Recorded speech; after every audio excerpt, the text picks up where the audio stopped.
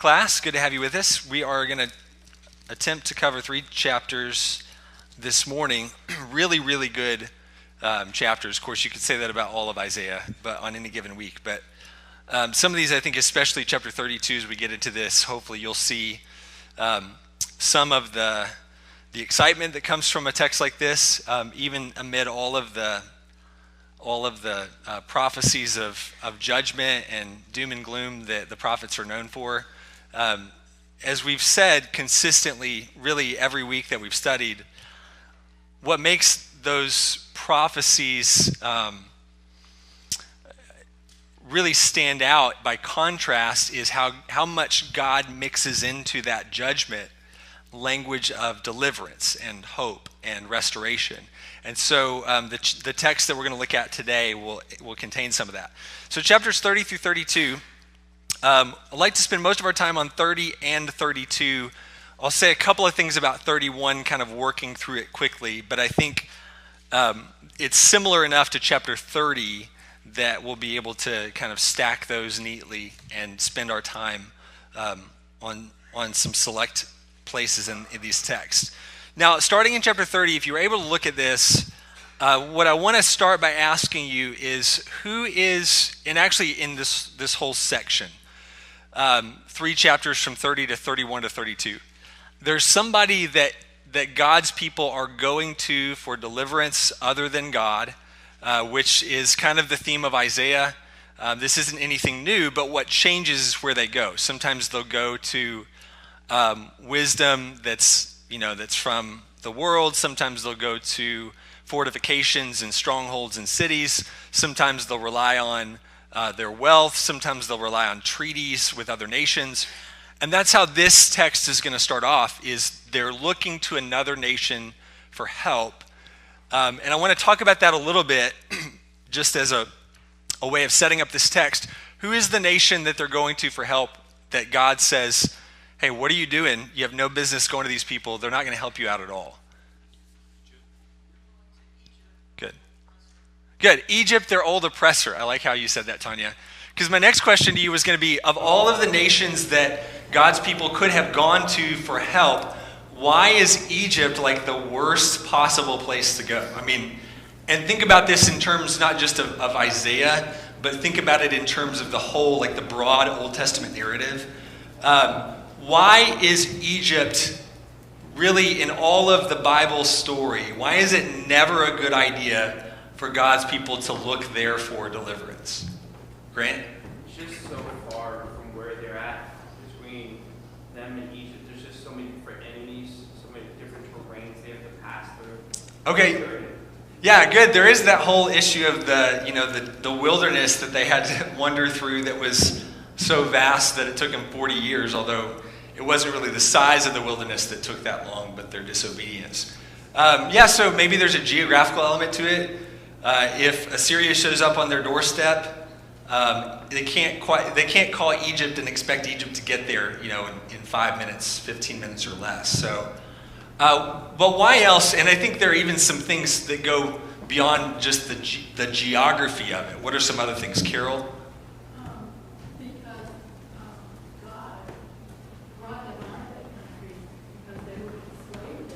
Good. Yeah, because they've already been there, done that, and it didn't go well for them. And God brought them out by his strength, and he proved that Egypt was nothing. I mean, the whole point of the 10 plagues and the Red Sea and all of that was to show that the God of Israel is the Holy One. He's more powerful than all the gods of Egypt, than any gods anywhere. So it really is that much more foolish for them to go back to a land that has already lost once. And instead of relying on the one that helped them, that gave them deliverance over Egypt and victory over Egypt, they're going back to the one that lost that fight. Good. Cindy, did you have another thought about that? I was going to say part of what Carol said, and along with that, they're idolaters. I mean, there's nothing there for God's children. Right.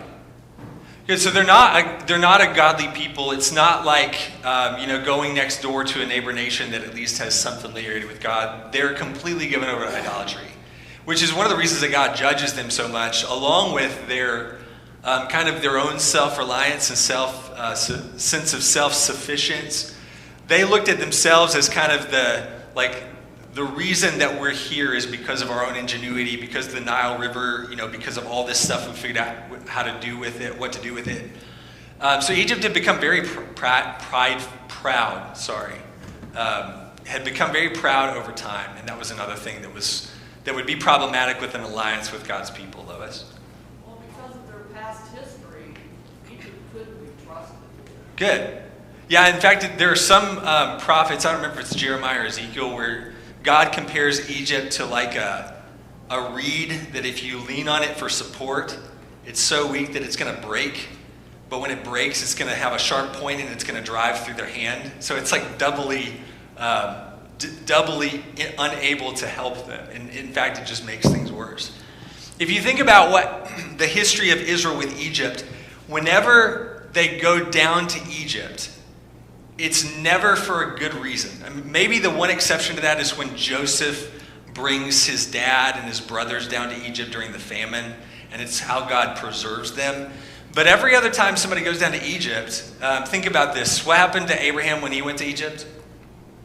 Did that go well? Anita? His wife was noticed. Yeah, he almost lost. And he had to lie about that. Good. He was afraid he almost lost his wife and his life. So God had to deliver him out of Egypt. When Joseph went down to Egypt, he was as good as dead. I mean, he was sold as a slave there. And then when God essentially brought him out of that, he was thrown into prison.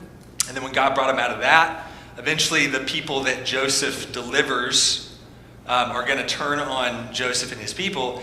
It's almost like every time God sends somebody, every time God's people go down to Egypt, he has to raise them up. He has to resurrect them. He essentially resurrects Abraham from the dead in Egypt. He resurrects Joseph from the dead multiple times in Egypt. So whenever God's people go there, it's like he's saying, every time you go there, you're going to die. So why would you look to them and think that they're going to be able to deliver you from these other nations when you should be relying on me? So that's the backdrop of this chapter. Now, what I want to do is just focus on, obviously there's a lot of foolishness in that, and I want to focus on a couple of things in chapter 30 that God points out specifically. One of them is starting in verse 9.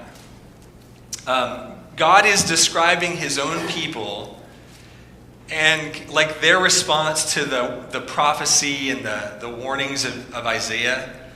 Look at verse 9 and let's read through 11. I'm just going to read this really quickly.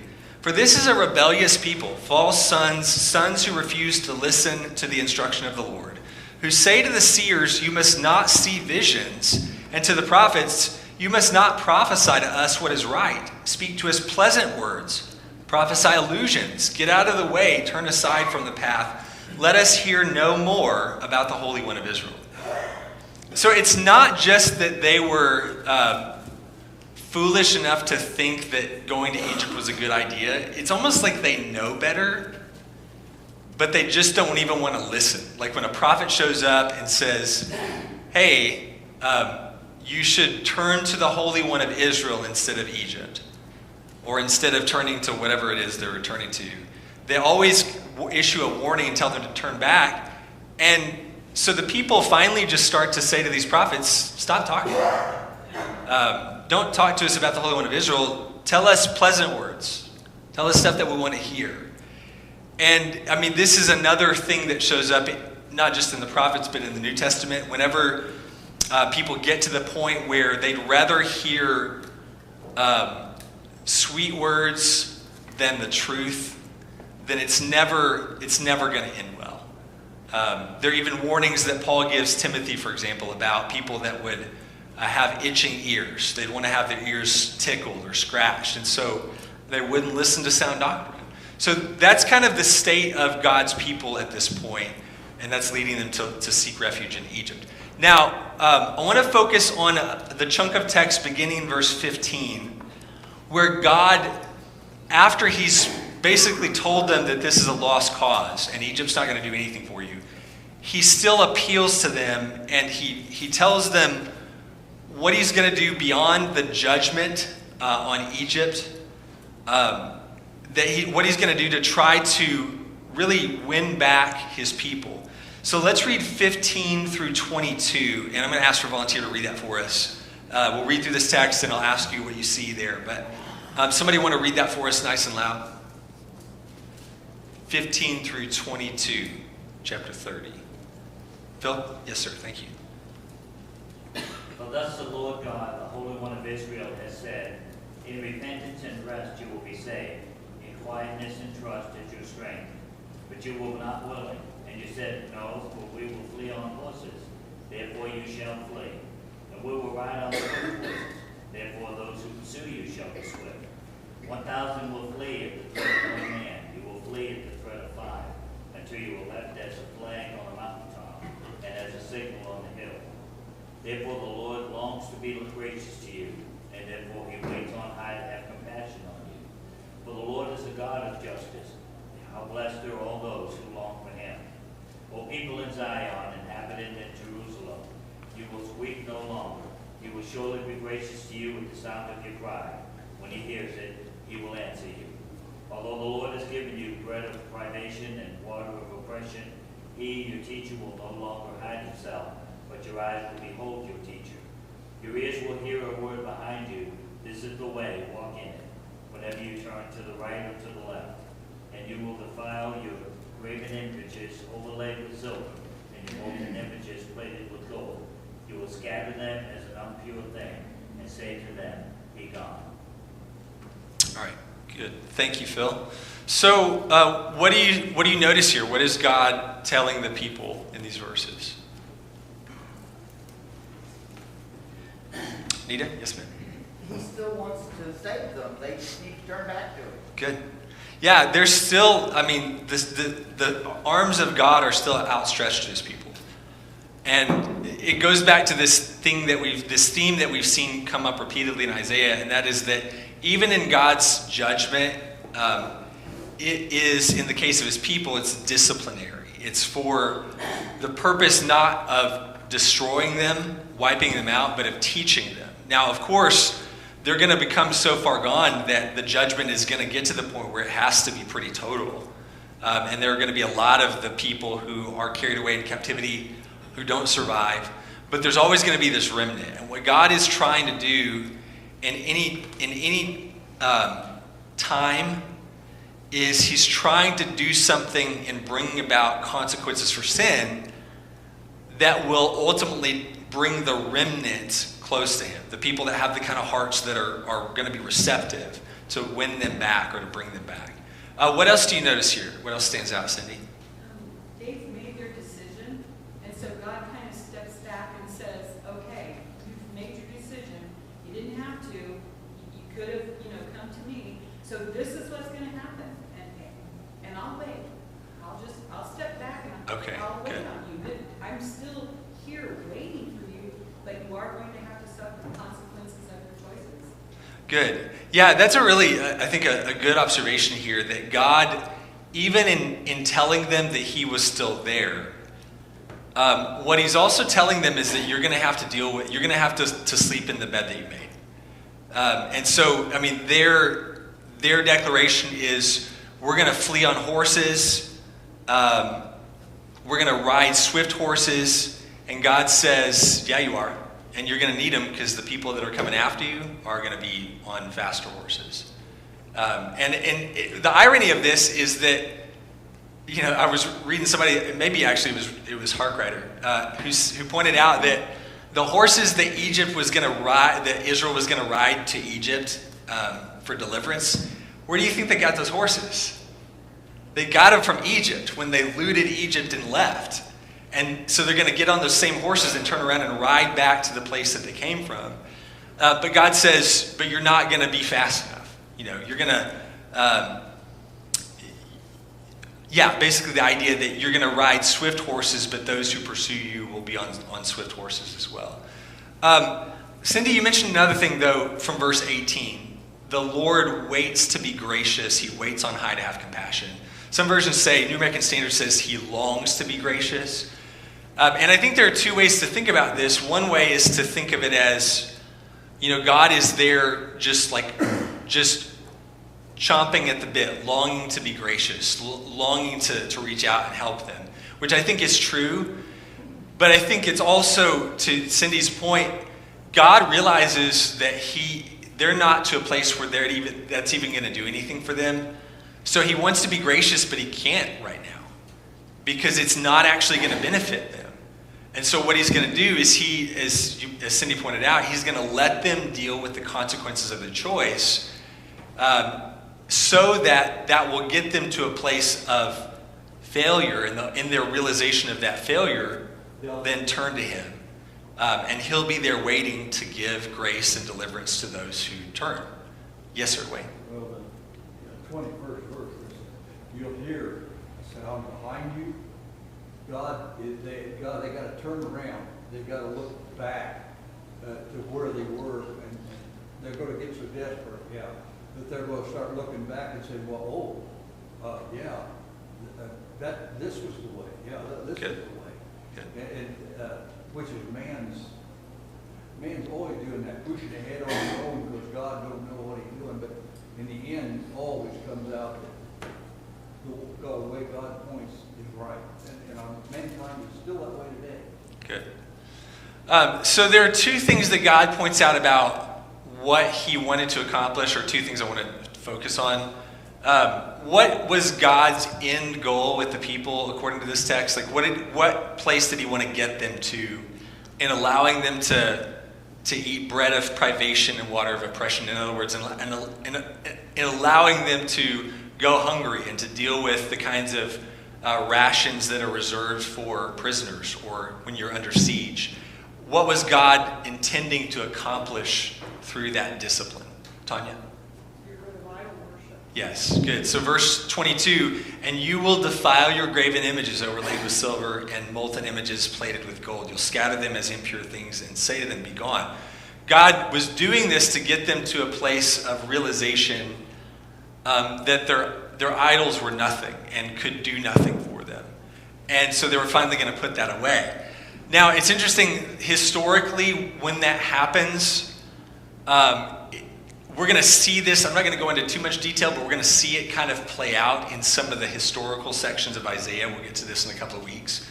But during the reign of Hezekiah, who was the last king on the throne when his ministry ended, as far as we know, or when his prophecy ended, Hezekiah was the one king more than any other that dealt with the problem of idolatry.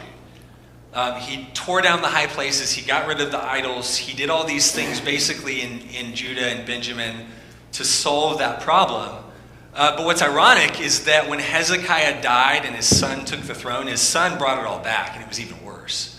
So the problem of idolatry in Israel in terms of like the foreign gods, what was the thing historically that finally seemed to break the Jews of that habit?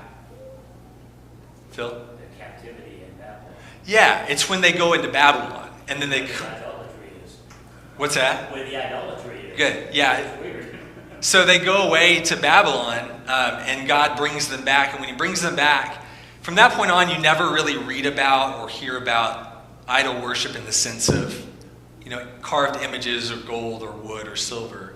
Now, obviously, there are other problems that are in place when Jesus arrives, but it wasn't worship of false gods. So it's interesting that the tactic that God says he's going to use, it actually works. It comes to pass.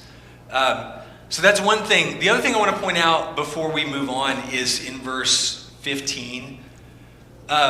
They were looking to Egypt for strength, but where does God say their strength was going to actually be found?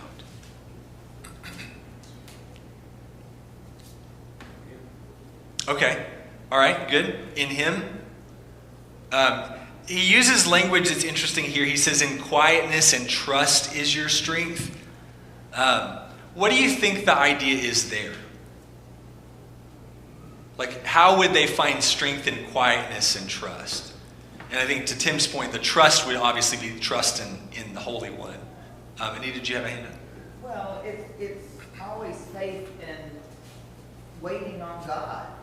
You know, Good. waiting for His workings to take care of you. Good, good. So the idea of the quietness would be that instead of looking around frantically and reacting to everything, every move of a chess piece on the world stage, panicking about it and saying, what are we going to do now? Their response, the response that would give them strength would be to be quiet, to not be stirred up by all this, but to just trust in God and to sit back and trust that He was going to take care of all of that. Because He always has, or at least up to this point, and He always would. So that is really critical because I think it's one of those lessons that's timeless.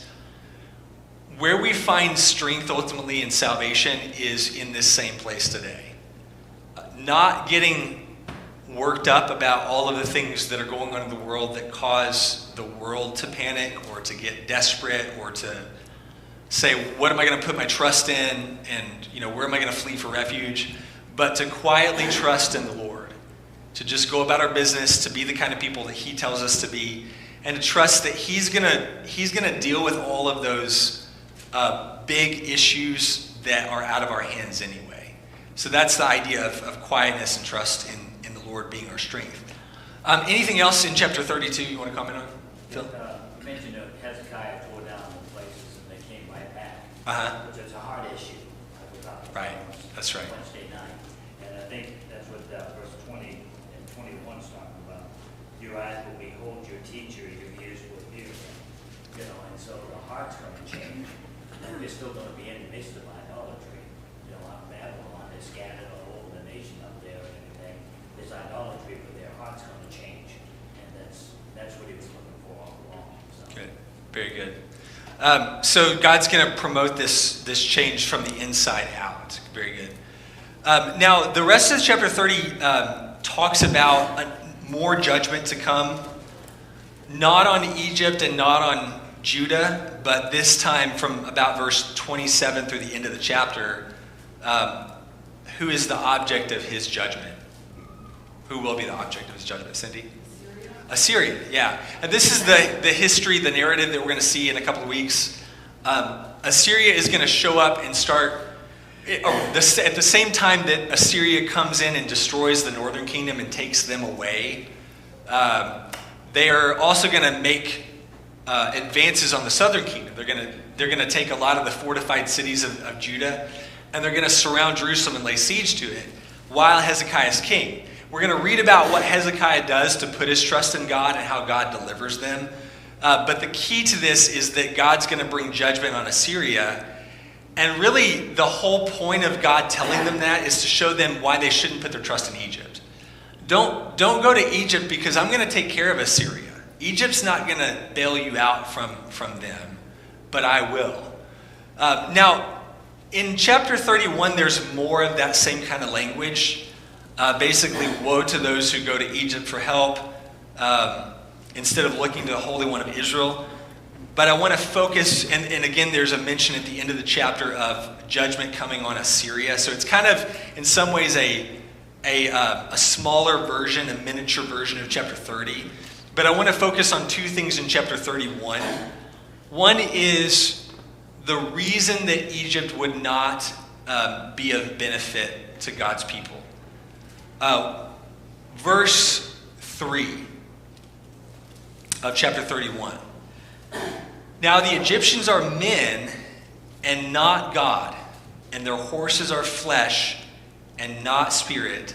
So the Lord will stretch out His hand, and he who helps will stumble, and he who is helped will fall, and all of them will come to an end together.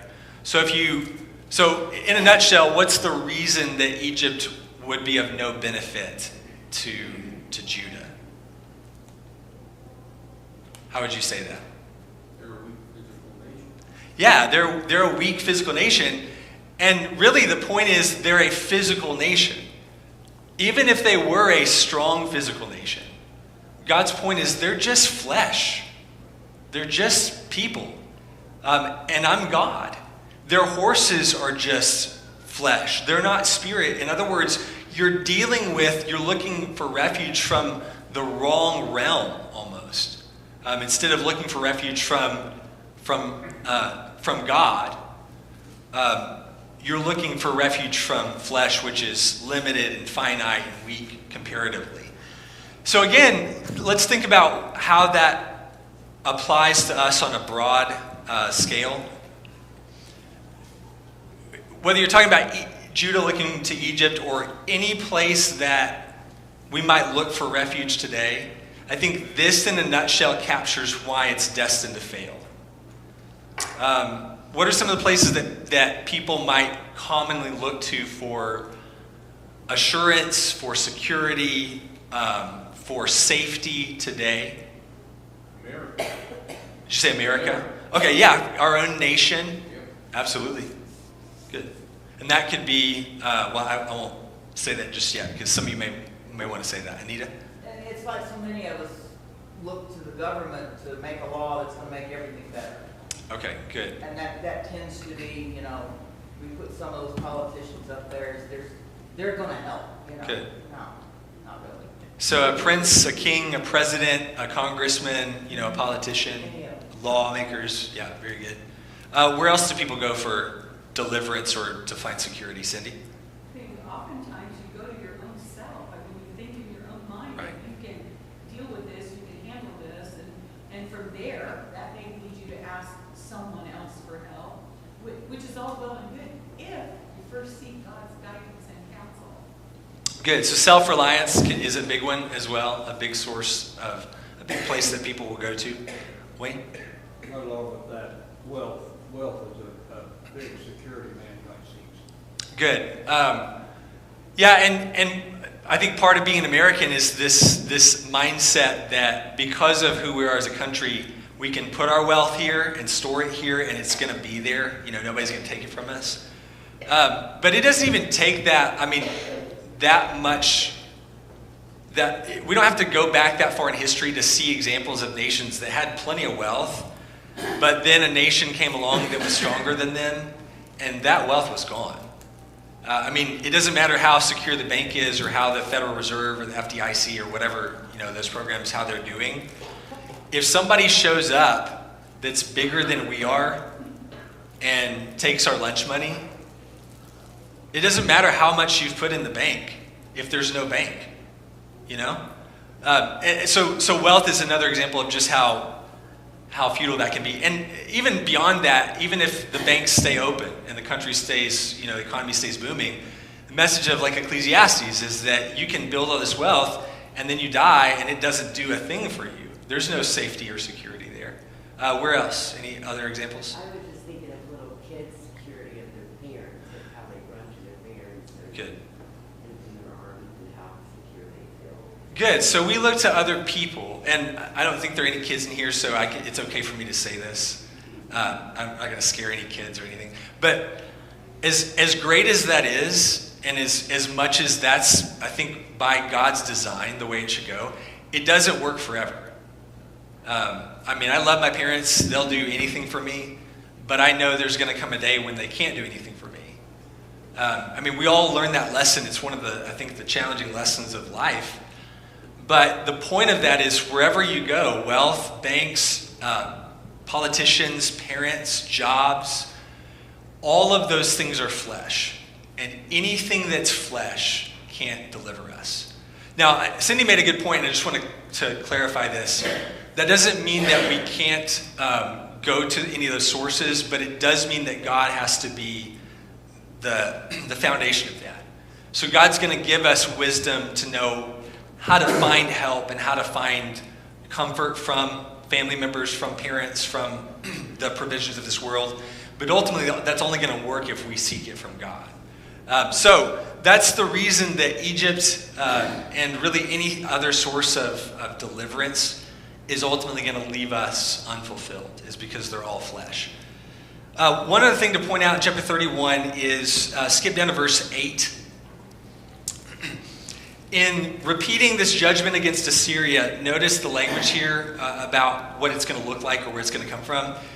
And the Assyrian will fall by a sword not of man, and a sword not of man will devour him, so he will not escape the sword, and his young men will become forced laborers.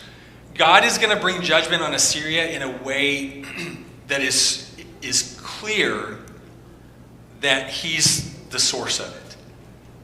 It's going to be interesting, and I'm not going to say much more about this because I don't want to spoil it. In a few chapters, we'll see this. Keep this in mind, because when we get to the chapters in Isaiah that talk about the judgment on Assyria and how they fall, it's going to be so clear that what happens is that it's not a man-made sword. In other words, it's nothing that happens that people could misinterpret and say, oh, well, Egypt really did come to Judah's rescue, or some other nation or some other physical force caused the demise of Assyria. What God's going to do is going to make it clear that it's from him. So file that away, and we'll see that here in a couple of weeks. Anything else in chapter 31 before we go to 32?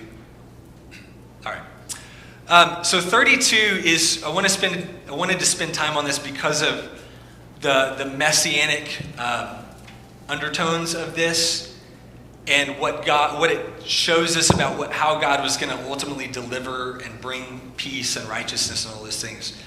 Let's read a few verses here, verse 1 through 5, verses 1 through 5, and then I'm going to skip down to verses 15 through 20. So can I have two readers for this? One for 1 through 5, and then another reader for 15 through 20. So I'm just going to call Anita 1 through 5, please, and Darian, can you get 15 through 20? Thank you. Behold, the king will reign righteously, and princes will rule justly. Each will be like a refuge from the wind and a shelter from the storm, like streams of water in a dry country, like the shade of huge rock in a parched land. Then the eyes of those who see will not be blinded, and the ears of those who the ears of those who hear will listen. The mind of the hasty will discern the truth, and the tongue of the stammerers will hasten to speak clearly. No longer will the fool be called noble, or the rogue be spoken of as generous. Until the Spirit is poured out upon us from on high, and the wilderness becomes a fertile field, and the fertile field is considered as a forest, then justice will dwell in the wilderness, and righteousness will remain in the fertile field. In the work of righteousness will be peace, in the service of righteousness, quietness and confidence forever. Then my people will live in a peaceful settlement, in secure dwellings, and in undisturbed resting places. And it will hail when the forest comes down, and the city will be utterly laid low. How blessed will you be, you who sow beside all waters, who let the ox and the donkey out freely. All right. Good, thank you both. I should have stopped between those and given a little bit of context between 5 and 15, but we'll do that as we go. So first text 1 through 5, what was God going to do basically to change the fortunes of his people or to deliver them?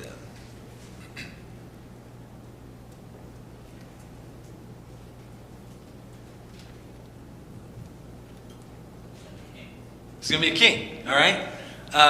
Tell me about that king. What was he going to do? What was going to typify his reign? What kinds of things were going to start to be seen during the reign of this king? Anita? Righteousness. Okay, righteousness for one. Yeah, and for all those people who needed shelter. Good. Which you can see why that would be appealing in light of the fact that so many of Israel and Judah's kings had not been righteous. They'd been corrupt. Good. They'd been oppressors. Cindy? There would be justice and mercy, and the things that were coming, they would never end. It would never go away. Okay, good. Yeah, so are you talking about some of the language of like verses 3 and 4? When you talk about things not dimming, what do you mean by that? Well, it's a messianic prophecy that the light of Christ is here until he comes again. Once Okay. he came and fulfilled his destiny and the prophecies, then we're here walking in his light, and it's never going away. Okay, good. So without spending too much time kind of digging through this, I think, and hopefully you'll see this, that the king that's going to reign in righteousness, okay, when you ask, well, who is that going to be? Like, who is God talking about? I think our options are pretty limited in that. And go ahead, Wayne. The Messiah or Christ. Okay. Why would you guys say that that really is the only option that's available to us in interpreting this text? Tim? I was saying, it looks like a period of enlightenment. Good. Jesus came as the light of the world. Very good. So you're going to have people who whose eyes are not going to be blinded, people whose ears are going to listen. By the way, think about this in terms of Isaiah. Back in chapter 6, when Isaiah has this vision of God in the throne room, and then a voice cries out, who's gonna go out for us? Who am I going to send out? And Isaiah says, well, here am I, send me. And then the voice tells him to cry out, and he says, well, how long do I cry out? And the answer is, you cry out until judgment comes and until people stop listening to you. Because there are going to be people who see but don't see. There are going to be ears that hear but they don't understand. So basically, God's telling Isaiah, your ministry is going to be defined by people who listen to your preaching, but they don't get it. But that text is important because it shows up in Jesus' ministry. Jesus quotes that prophecy or that declaration in Isaiah 6 when he teaches the parable of the sower. And the disciples say, hey, why are you teaching parables? And he quotes Isaiah 6, and he says, because it's been given to some to understand, but others get everything in parables, because seeing they're going to see, but they're not going to perceive, and hearing they're going to hear, but they're not going to understand. So what was true for Isaiah was also going to be true of Jesus. That there was going to be this period of speaking and preaching and teaching that was going to fall on blind eyes and deaf ears. And yet, this is what I think is so amazing about a text like this. What did Jesus in his ministry, what did he prove about blindness and deafness? Like, if you were following him around, watching him work, what kinds of conclusions would you reach based on what he did? Anita, sorry. That he can heal. Yeah, I mean, somebody shows up and they've been blind for years, maybe from birth, or they can't hear. And he does what nobody else has ever done. All of a sudden, the blind are seeing, the deaf are hearing.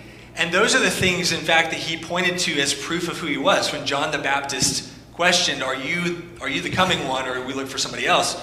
Jesus told the disciples, go back and tell John what you're seeing. The blind see and the deaf hear, and all this other stuff. So those physical miracles Jesus performed were not just physical miracles. They were intended to demonstrate that he had the power to do that on multiple levels. Not just physically, but when somebody showed up spiritually who was blind, or who had a hard heart, or who was hard of hearing, Jesus had the power for those who would let him to open their eyes and to open their ears and their hearts. And here's what I want you to think about, to try to picture with this, just to kind of generate a sense of excitement about a text like this. Imagine being a Jew in the first century, and you know Isaiah, you know the prophets, you know these pictures of God saying that I'm going to deliver my people through this righteous king who's going to come. And here's what's going to happen when he shows up. Like, all of a sudden people are going to have their sensibilities restored, and they're going to start to see and hear and all this other stuff. And so you hear about this guy, Jesus from Nazareth. And you hear about some of the things that he's teaching and some of the things that he's doing. And you show up to watch him speak, or to listen to him one day. And you see him cast out a demon. Or you see him heal a blind person, or give hearing to a deaf person. Can you imagine how amazing it would be to know a prophecy like this? That this is what was we're going to be the signs that God was now bringing this king and this kingdom, and he was fulfilling this, what he had predicted through Isaiah. And it's happening right in front of your eyes. I can't help but think that for people who understood these texts or who knew them and were honest about them, this was some of the stuff that got them so excited. The whole road to Emmaus conversation, when Jesus revealed all the things that pointed to him from the apostles, from the prophets and the law, and the hearts of the disciples burned within them. I think we can kind of start to get a sense from texts like this when we realize that these are things that were happening in front of people's eyes as Jesus taught and as he healed. Wayne and Tim. Yeah, referring to the kingdom of Christ, with a hiding place from the wind, a shelter from the storm, streams of water in a dry place, the shade of a great rock and a weary land. And it's more or less on an individual basis at this point. Right. You can put yourself in it. And this is so much different than what mankind to this point has ever seen. This would be like, wow. And just like what you're saying. And you see Christ there, and you hear this, and you see this, the miracles and all that, the amazing transformation of mankind from the old world to the new world, as with Christ in it. Good. It's just, I realize the people who would be reading this from here from Isaiah wouldn't understand, but they would get an idea of, wow, Right. this would really be great. And the fools who passed for nobles would no longer get away with that. Yeah. Instead, the foolishness would be exposed. True nobility would surface. And that's the way of things in the kingdom of God. He recognizes those who are truly like him. And he exalts the humble and humbles the proud. Yeah, the stammerers and stuff, people that, Right. that would be a nobody or somebody. Good. In Very Christ's good. name. Very good. Tim? Yes, sir. Well, it's a real irony in one way because the world claims wisdom, but is stupid, really. And the fool has said in his heart, there is no God. And so this should embolden all Christians to realize that we have something to offer the world. They truly are blind, can't see, and in other words, the Bible is the most sensible book there ever is. The truth of the gospel is so real, and it's what the world needs to offer a path. Jesus, I'm the way, the truth, and the life. Good. So, to me, we should all be encouraged to seek and to save that which is lost, because people truly are walking in darkness. They don't know what's best for them. And yet it says here that we ourselves will have wisdom and that kind of knowledge and so forth. Good. And as you guys pointed out, I think Wayne, you mentioned this, it's a kingdom of choice, basically. It's not going to be a mandatory thing or a guarantee for all of a certain ethnicity or a certain nation. It's going to be people that put their trust in God. And I think that speaks to what Tim's pointing out, that we have something to offer the world. God offers something to the world that can't be found in any kingdom. And that's that picture at the end of the chapter that I want to focus on in the text Darian read. The picture of justice dwelling and righteousness abiding like a fertile field. There's going to be quietness and peace and righteousness and confidence. God's people, we're going to live in a peaceful habitation in secure dwellings. That's not going to be some city with walls, not a physical one. But it's going to be the perspective, the knowledge of God and the salvation that he offers through the blood of Jesus, the way that changes the way that we live and our understanding of what this world is about, what it can do, what it can't do, and what God is doing with us. When is that going to happen? Well, Isaiah 32:15, it mentions that what was going to initiate the transformation of this desert wilderness into a fertile field and a forest was the pouring out of the Spirit. And again, this is the kind of language that should get us thinking about the New Testament. When do we see that happening? Well, obviously we see the king coming, the imagery of the king coming and opening the eyes of the blind and ears of the deaf. in the ministry of Jesus. That continues in what the apostles did once Jesus ascended to the Father. And that's, I think, what we have in view when he talks about the Spirit being poured out. Think Acts 2. On the day of Pentecost, when the Spirit is poured out on the apostles, they proclaim the coming of the kingdom of God, salvation for all those who believe in the Lord. And from that point on, what happens is God is offering this secure dwelling, this peace, this quietness, this righteousness, this confidence to all of those who seek refuge in him.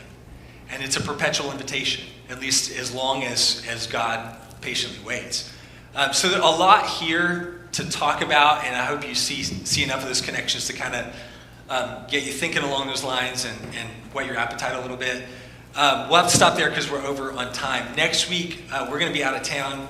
Tim Purdom is going to teach the class, Lord willing, so be ready for that. And that'll be chapters 33 through 35. So be looking at those chapters and ready to share what you find next week. Thanks, everybody.